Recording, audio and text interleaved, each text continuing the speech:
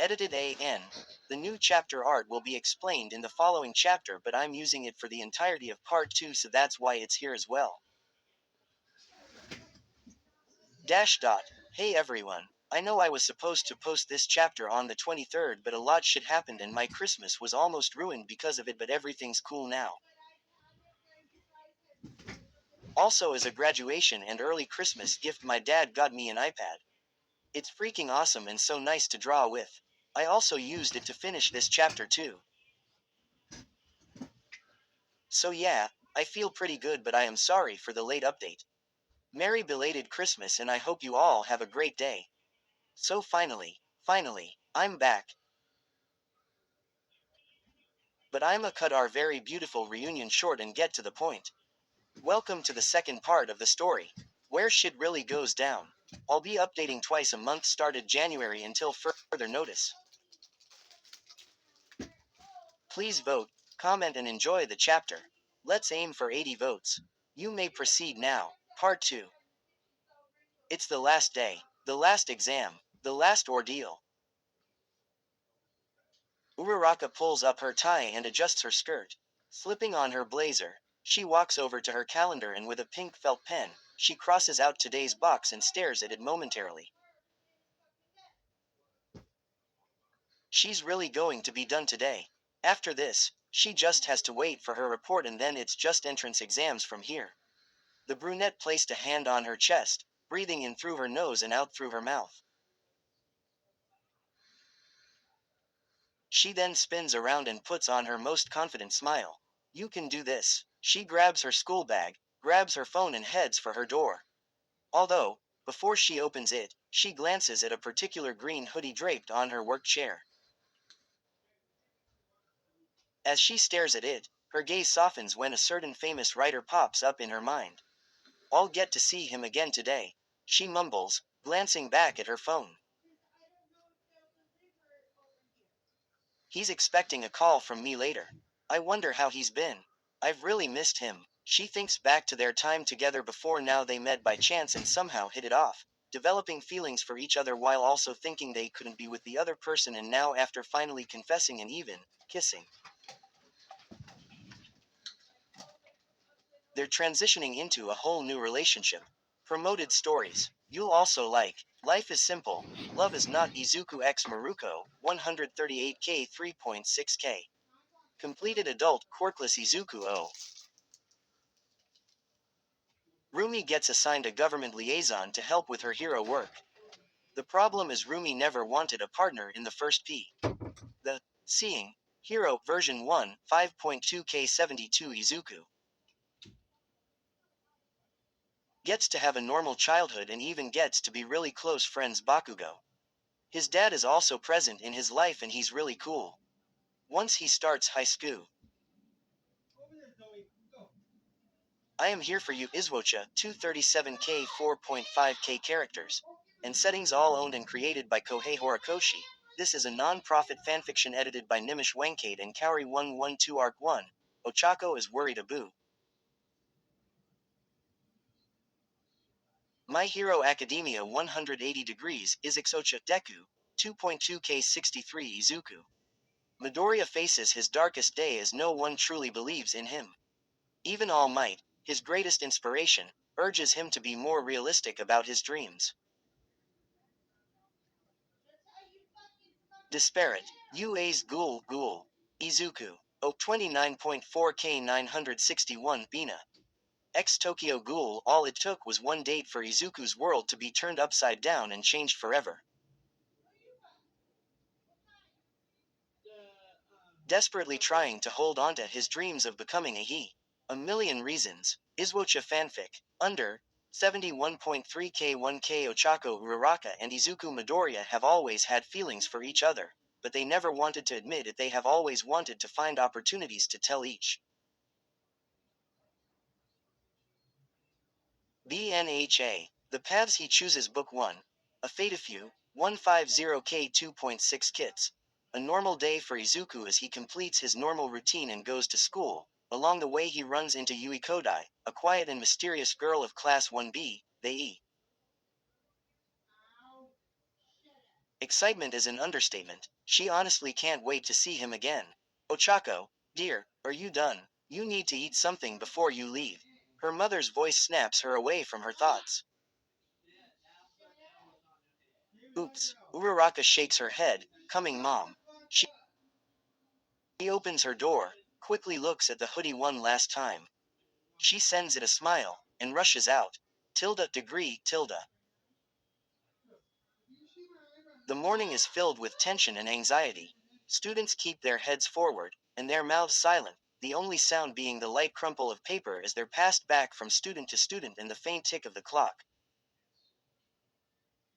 The final day of the third year finals are taking place in AU High School, and focus is crucial in order for these young adults to succeed. Especially Uraraka. She has more than just her future on the line. Her parents are her second motivation to pass these exams and finally graduate high school. She wipes away the sweat on her forehead, biting her lip. This is her final paper, the subject she's been waiting for. Biology. She still remembers her preparation, everything she's done before, now waking up in the morning to study, studying every night by herself after her friends go home, during homeroom, during recess, and of course, during study periods. Even during her breaks at the cafe, she'd squeeze in some revision. Hado, her friends and even her parents have told her not to push herself so hard, but how can she not? So many things are on the line. She can't afford to go easy on herself.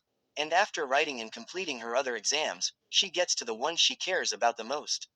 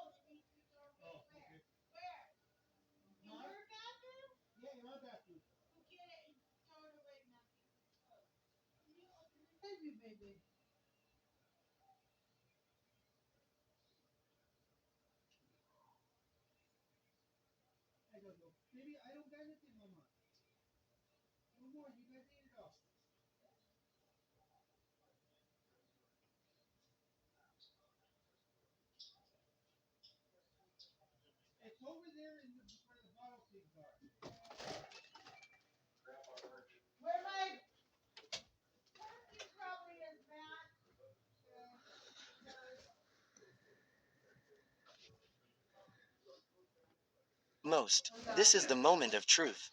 Once the teacher says start, she hastily turns her paper around and begins to work.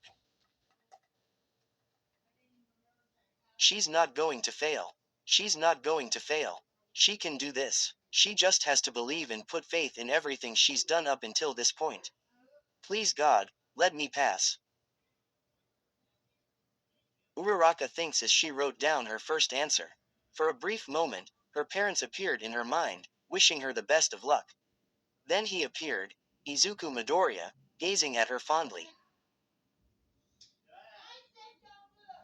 The moment she thought of him, her clamped lips loosen into a soft smile.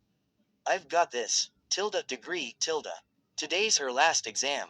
Midoriya mutters to himself as he opens the brunette's chat, rereading the last messages exchanged between them. It's been 3 weeks since they last spoke, and to respect Uraraka's wishes, he hasn't messaged or called her. Even now, he's still waiting for her to make the first move to communicate with him. He sighs to himself, a small smile tugging at his lips. It feels like ages, but the greenette was patient and now he gets to see her again. On top of that, they'll start properly dating too. Honestly, that's the crazy part. He's so grateful that she doesn't resent him for keeping his celebrity status a secret. She also doesn't seem to hold anything against her or his friends when she found out about their ridiculous plan. Such a sweet soul, she is. He wishes he can brush off their antics so easily these days, but sometimes they go too far. While he did forgive them again this time around, he also made them promise that they'll make it up to the brunette. He sighs again, staring at his phone screen. I really hope she'll get along with them. Did ya say something? Midoriya looks up when he hears Ojiro's voice. He meets the blonde chauffeur's eyes in the rearview mirror. The greenette chuckles nervously. Oh no. I was just muttering to myself. Oh, is that all? Ojiro responds. He's silent for a moment before he smirks knowingly. Or wait, is that really all? What? What do you mean? You sure you weren't thinking about your little lady friend? The blonde snickers as he asks, glancing upwards momentarily as he pretends to think. What was her name again? Midoriya immediately blushes and scowls at his chauffeur. Jay, just shut up and drive. Alright, alright. Ojiro chuckles again but stops teasing the writer. Instead, he switches to a different subject. Speaking of driving, you never said why you decided to make this visit. I mean, I don't mind taking you to see them, and I suppose it makes sense since you haven't seen each other in a while, but it's still kinda out of the blue. What's that all about? The greenette blinks as he registers the question before a sympathetic smile finds its way on his face, sighing soon after. Well, I didn't really have a choice in the matter. Didn't have a choice? Did they force you to come? That doesn't sound like something those two would do. Nope, it isn't. Midoriya agrees, leaning back into his chair. He stares at the window, noticing how much closer they are to their destination. But this is a special case. I was called to be the savior. Savior. The blonde driver asks, slightly confused. However, he suddenly seems to understand. Ooh, savior. Got it. Well, good luck. Thanks. The greenette sighs again. I'm honestly happy to see them again, but the situation we're reuniting under is kind of ridiculous. Well, I don't know exactly what's going on, but we've arrived, so, the chauffeur announces, riding into the driveway leading into a tall gate, and just beyond it is a large, wide mansion in the middle of a vast property. Ojiro turns back to look at the other man. Have fun, boss. Not too much fun though, remember you gotta save your energy for later. He winks at him knowingly. Midoriya is not amused. The gates open for them and they enter the property. Midoriya steps out of the car and waves at Ojiro when he leaves before turning his attention to the mansion and sighing again. Right, let's do this. He mutters, a nervous smile on his face as he gets greeted by the servants coming through the large double doors. Tilda degree, tilde. Hey Shoto, Momo. Midoriya grins gingerly as he walks through the mansion doors.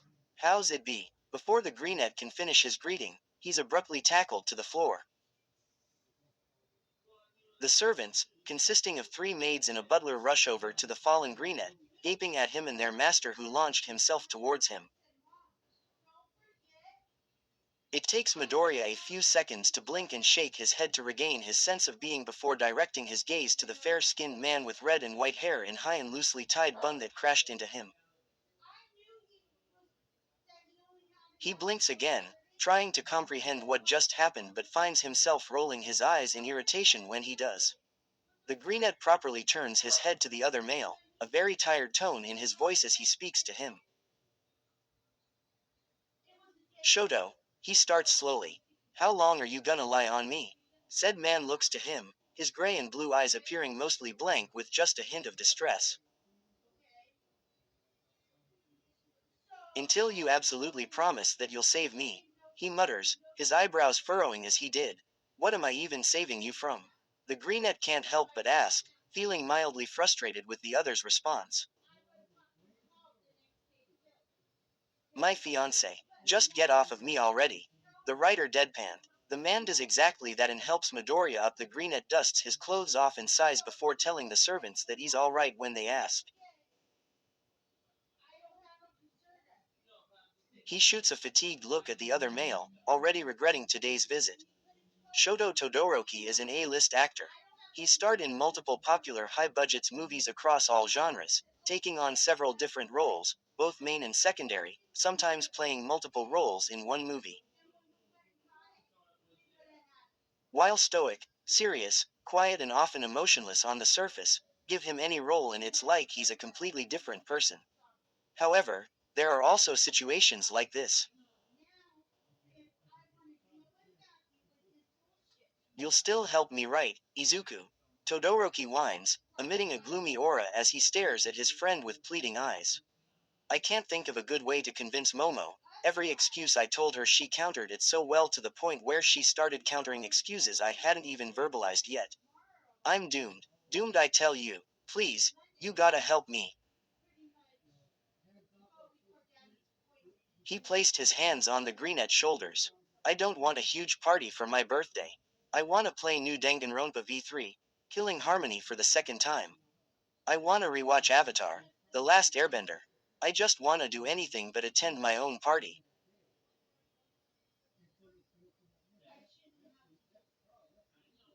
He gets on his knees and presses his head on the floor. Midoriya watches him do all this without a single change in his expression. The distressed actor begins to plead, please, do something. Anything. Save me, Izuku. Save me from unwanted social interaction, from being the center of attention, from inevitable drinking games, from having to pretend that I'm having a great, stellar time when in actuality I'm repeatedly cursing my existence, all because I couldn't say no to my fiancé. Save me, Izuku, from her. He never talks this much outside of his roles. He's not acting. He genuinely doesn't want a party. Midoriya places a hand on his head, feeling a headache forming as he says, Shoto, I hear you. I really do, but, you know your birthday's 4 days away, right? I am aware, yes. Todoroki responds from the floor. And you know Momo already sent out invitations 2 weeks ago, right?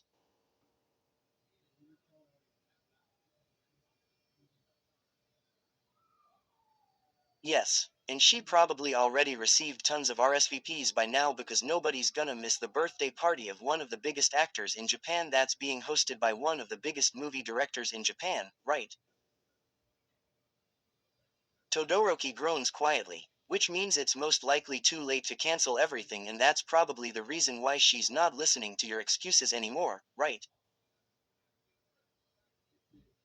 There's a moment of silence between them, and the Greenette wonders if his friend is pondering everything he's pointed out.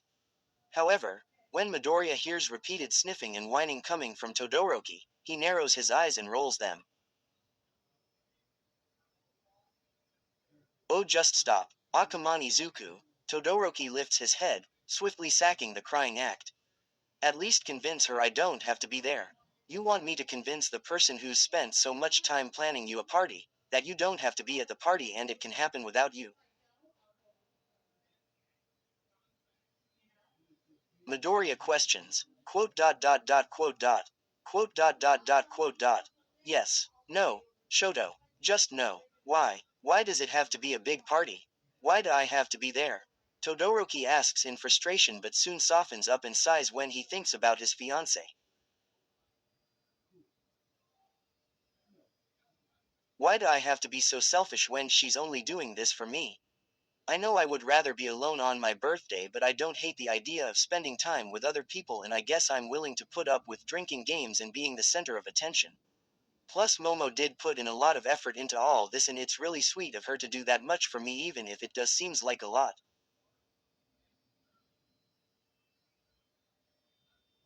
Quote dot. She really is the best.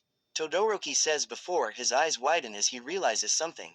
He stands up slowly, his rounded gaze staring up at the ceiling. Of course. How could I be so blinded by my own desires?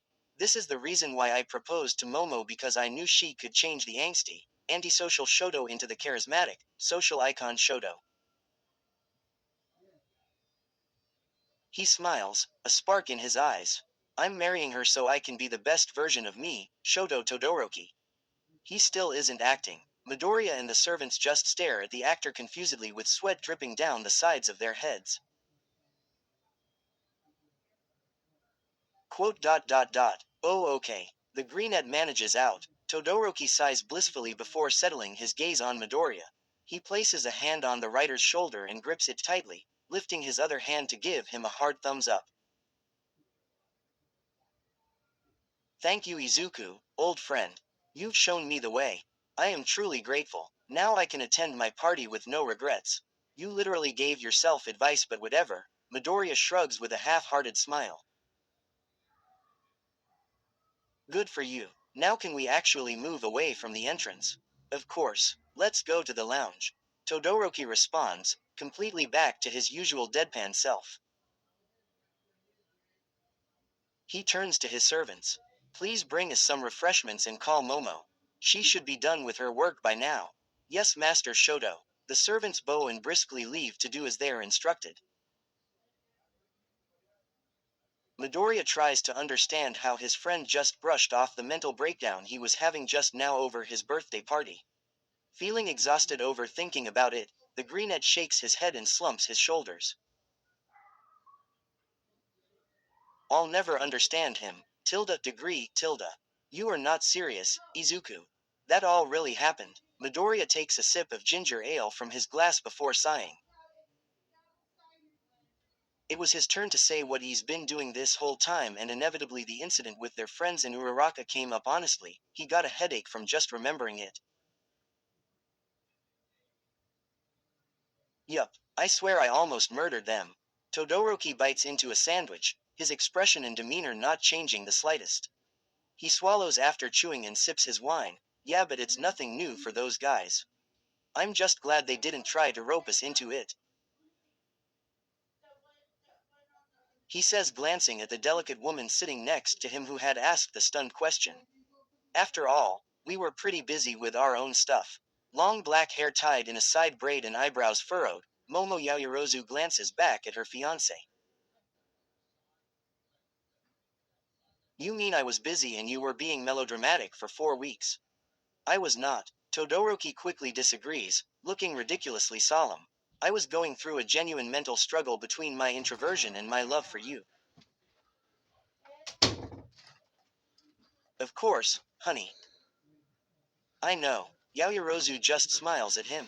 Midoriya sighs again. I'll never get used to your spontaneous mood swings. My dear Shotos, mental struggle aside, why don't we talk about this girl that was in the middle of that whole situation? Yaoyorozu returns them to the previous topic, smiling at Midoriya excitedly. You said that the both of you are going to initiate a proper romantic relationship today, correct? I am simply overjoyed for you, Izuku. Ah, thanks. I'm pretty happy about it too. Midoriya grins, a light blush dusting his cheeks as picks up a sandwich. I haven't dated anyone in a while, so I'm excited to see where it goes. She's so different from anyone I've been with before, you know. She's just so simple and down to earth. I really like her. I like her a lot. Ah, Tilda. The film director coos, her eyes sparkling at the new romance. She grins widely as she responds, Izuku, we must meet her. Ochako Uraraka, right, we must get acquainted as soon as possible. I need to meet the girl that is making you glow this much with glee. Glow? What, Momo? Don't you think you're exaggerating a bit? Shoto's really rubbing off on you, huh? Midoriya says as he eats his sandwich. You say that like it's a bad thing, Shoto inserts with a slight pout. But I am not exaggerating. You really do appear to be in better spirits than the last time we saw each other. I suspect it is because of Uraraka, no? Yaoyorozu reasons, leaning forward as she does. Midoriya blinks before realizing how she's not wrong. Hell, he even started writing a novel about her, one he plans to finish while he spends more time together with her. Momo isn't wrong, you know. The greenette snaps away from his thoughts when Todoroki starts speaking to him. The actor places his glass of wine down before continuing. You really do look happier. Like you did in the old days before all that crap happened that made you depressed as fuck. So she must be some girl. If possible, I'd like to meet her too. Shoto. In fact, I'm formally inviting her to my birthday party. He says before smirking at the other male. After all, nobody's gonna miss the birthday party of one of the biggest actors in Japan that's being hosted by one of the biggest movie directors in Japan, right? Midoriya stares at the other male before starts chuckling. I guess you're right about that. I'll have to ask her to come then. Is there still room for one more person, Momo? Of course, Tilda. Yaoyorozu squeals. There is more than enough room. Especially for your future dearest, Izuku Tilda. Stop it, you're embarrassing me. Midoriya says, blushing nervously. My apologies, I cannot help myself. It's fine. Midoriya is cut off by the sound of his ringtone. He fishes for his phone and his eyes light up when he sees the caller ID. It's her. Oh, it is. Yaoyorozu grins excitedly again. Yeah, sorry I gotta take this and I should probably get going now too. He tells them, his eyes darted between the engaged couple and his ringing phone. Say no more, Izuku. Don't waste your time with us, Yaoyorozu says as her and Todoroki smile at the green-haired man. She winks at him, you mustn't keep her waiting. Midoriya stands up and smiles back. Right, tilde. Uraraka walks out of the convenience store, one hand holding a drink while the other clutching her phone like it saved her life. Well, it didn't really do that, but it definitely made it a million times better. She never imagined calling Midoriya and hearing his deep, crisp voice again would send her into a whole new plane of happiness. They kept their phone conversation pretty short because they wanted to talk more in person when he arrives to pick her up and take her to his place. She heard from her friends that he lives in a penthouse. She low-key felt poor when she heard that, but only for a second before she getting excited over how his home life must be like. The brunette stands by the entrance, leaning on the wall of the building. She looks up at the orange sky, contemplating her day. She wrote her exam, and just managed to finish it with 5 minutes to spare. Her heart was beating so fast and she was trying to catch the breath that somehow escaped her while she was writing.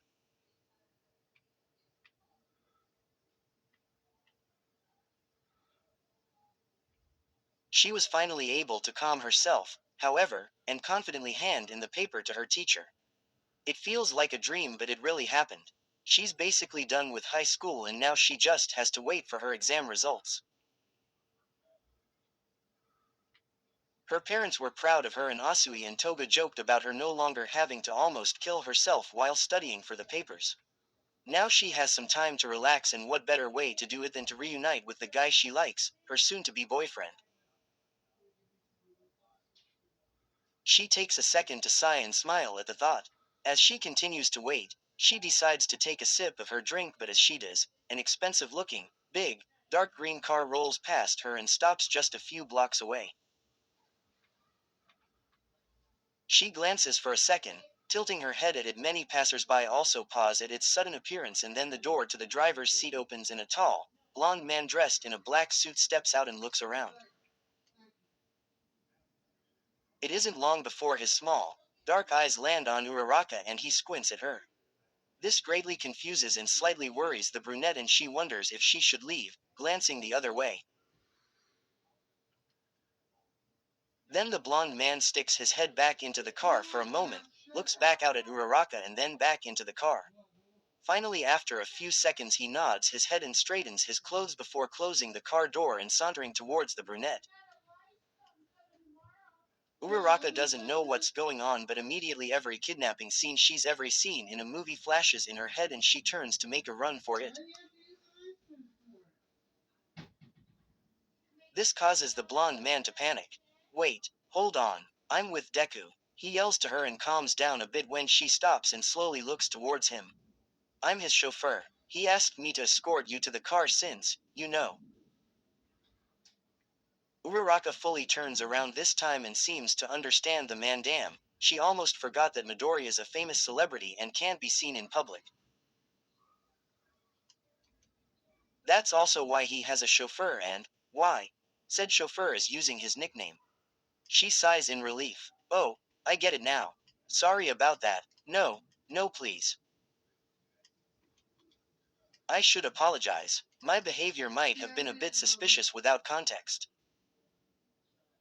He says sheepishly before bowing to the brunette. He puts his hand up in a salute and continues with a formal smile. My name's Masharao Ojiro. A pleasure to meet you, Miss Ochako Uraraka. He's waiting eagerly for you in the car. Ojiro winks at her. Shall we? Uraraka blushes at his words. He's waiting eagerly for me. She happily smiles and bows her head to him too. Yes, it's nice to meet you too, Mr. Ojiro. You may escort me. She giggles after saying that. Ojiro chuckles as well before moving aside and politely gesturing towards the car. She nods at the gesture and the two of them walk towards it. Ojiro opens the passenger door on the right, and once again gestures for her to go in. She whispers a, thank you, to the chauffeur, feeling a bit special with the classy treatment. She slowly walks over to the car and peeks inside, and at this moment her heart nearly stops. Her nervous chocolate-colored gaze meets Midoriya's soft emerald one. He smiles gingerly at her, a hand outstretched for her to take. With that crisp voice that she's grown so fond of, he greets her. Hey, Uraraka gulps and blushes deeply before mirroring his expression. Hey, she takes his hand and he pulls her in with ease, the two never taking their eyes off of each other. Ojiro smiles himself and closes the door, walking to the other side. It isn't long until the car starts moving again, but neither of them pay any attention. Instead, they just gaze at each other fondly, taking in each other's silence and company. After a few moments of just that, they both sigh blissfully and laugh. Uraraka ceases her giggles first and starts to speak. I, I missed you. She stutters out, bashfully looking away. Midoriya feels his heart warm up at her shyness. She's so cute, although, he plays it cool on the outside. Naturally. Huh. What do you mean, naturally? Uraraka asks, puffing her rosy cheeks. He chuckles at her, much to her annoyance. However, once he stops, he slowly lifts his hands to cup her cheeks. She immediately reddens when he does this and she glances away momentarily when he fixes his intense gaze on her.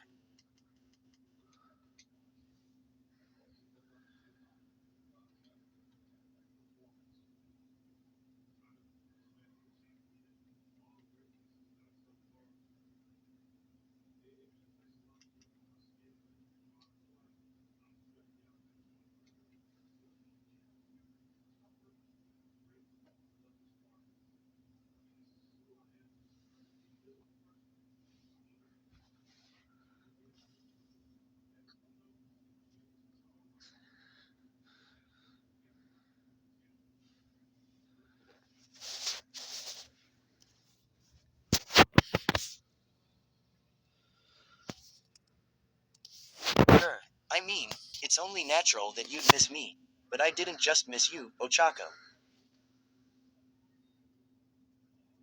Midoriya moves closer to her before he continues quietly. I missed everything about you. Uraraka doesn't think it's possible, but somehow her face explodes into a deeper shade of red, leaving her completely speechless and her body numb. He's missed everything about her. Not just her, but everything about her. Geez, Midoriya's such a smooth talker, and Uraraka both loves and hates that about him. Yes, it comes with the territory of being an incredible writer. And just when she thinks he can't worsen her state, Midoriya moves a hand to chin and rubs it briefly, and the next thing she knows, he's leaning in. It takes her a moment, but she starts to lean in too. But before their lips are about to meet, the car swerves harshly. Midoriya immediately grabs onto Uraraka, holding her tightly. The girl, while blushing all over again from being held on to so protectively by the man, also tries to process what just happened. Mashi, what the hell? Midoriya questions, eyebrows furrowed. Said chauffeur chuckles sheepishly, glancing at the rearview mirror. Sorry, I got distracted for a second. You almost never get distracted while driving though. The brunette counters, slightly annoyed. Well, I guess, there's a first time for everything, you know. Oh, is that so? Midoriya asks, his voice low and eerily calm. He moves a hand off of Uraraka and uses it to grab the blonde man's shoulder with terrifying vice grip.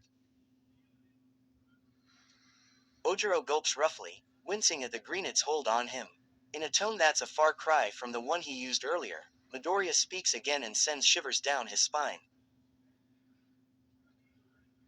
Well, if you don't mind your own business and focus on the road, it'll be the first time you meet my fists.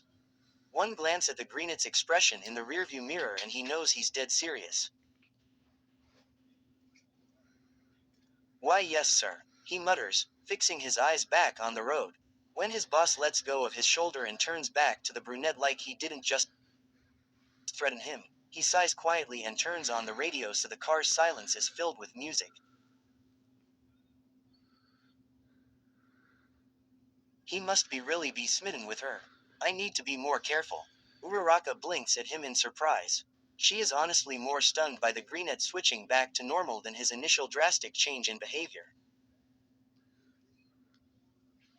It also makes her wonder how he might have been towards his friends when they pulled that stunt a while back. Actually, she doesn't want to know.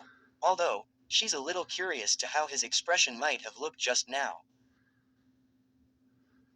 She feels a bit bad for Ojiro though, he sounded terrified. But she decides to brush it aside when she remembers they were about to kiss but were interrupted just then. The mood is sort of ruined now. Midoriya looks a teensy bit sad about that despite trying to hide it, although, he's still holding onto her, so maybe. I should try something. The brunette takes in a deep breath and slowly places her head on his shoulder, her cheeks heating up again as she does. Her heartbeat rings loudly in her ears when she slips her arm around his torso, pressing more of her weight on him. She stares at her lap nervously, trying to sort out her racing thoughts at them being so close. Uraraka closes her chocolate-colored eyes for a moment, enjoying the warmth radiating off the man. Then she feels him squeezing her waist gently and her lips lift into a satisfied smile. However, just before they enjoy the rest of the ride, they slowly turn to each other and connect their lips, sealing their new relationship. I hope that was a good comeback chapter. Todoroki was fun to write lol. He's very overdramatic in this story, because overdramatic Todoroki is best Todoroki. But yay, I finally reunited the lovebirds after so long XD anyway. I'm still editing the previous chapters, it's taking longer than expected underscore, but chapters 1 to 6 are done so please check them out. Finally, I'll be updating every 2 weeks on a Sunday from now on because it's more manageable that way since I'd like to update my stories more often. Hopefully I'll be able to hold up to that this time around underscore. But anyway, thanks for reading. Y'all are amazing. Part 2 is back and starting off strong. Once again, let's aim for 80 votes. Again, thanks for the support. Lots of love. Destiny style anime, where stories live. Discover now.